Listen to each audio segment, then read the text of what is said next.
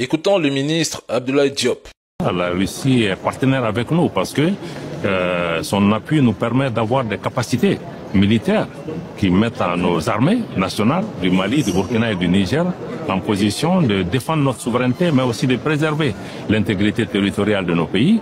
Et cette coopération sur le plan sécuritaire se passe bien et nous pensons qu'elle va pouvoir se poursuivre pour que nous puissions continuer à travailler. Mais nous n'avons pas que la Russie, je pense qu'il y a la Chine, il y a la Turquie, il y a beaucoup d'autres pays. Tous les pays qui respectent notre souveraineté, qui sont prêts à travailler avec nous, mais dans la sincérité.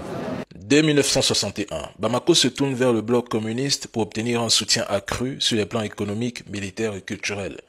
Le bloc de l'Est devient alors l'un des principaux partenaires commerciaux du Mali, représentant 42,8% des échanges entre 1964 et 65, bien devant les États-Unis avec seulement 2,3%.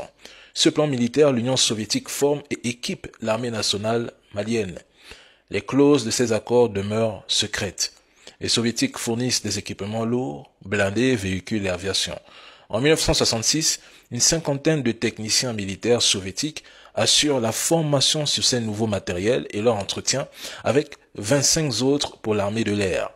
Les soviétiques vont même jusqu'à garantir un soutien sans faille au régime de Modibo Keïta au terme d'accords secrets leur permettant d'intervenir à la demande officielle du président en cas de menace interne. Ces deux pays entretiennent donc une longue tradition de coopération. Avec le soutien de la Russie, des usines, des stades, l'hôpital Gabriel Touré, l'aérodrome de Gao, des établissements d'enseignement comme l'Institut Polyclinique, l'École supérieure d'administration, l'École de médecine et bien d'autres institutions sont construits au Mali.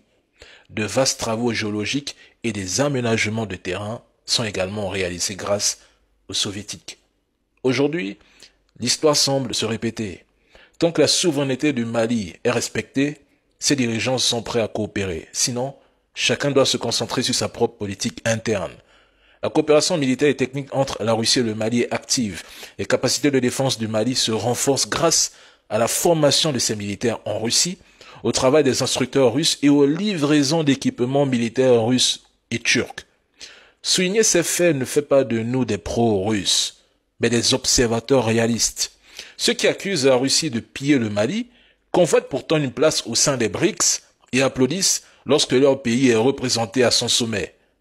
Enfin, quel est le véritable bilan de la domination de la France au Mali, puisqu'il n'y a jamais eu une réelle coopération entre les deux nations? Qu'on se pose bien les questions.